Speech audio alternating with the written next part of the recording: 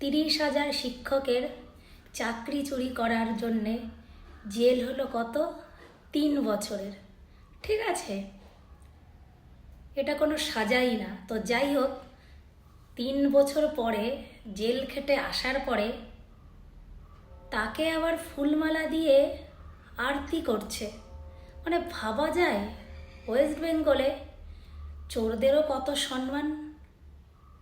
মানে আমি তো অবাক হয়ে যাচ্ছি, একটা ছিসকে চোর যদি ধরা পড়ে, গ্রামবাসী তার পিছনে পড়ে যায়, পুরো গাছে বেঁধে উদ্যম পিটায়।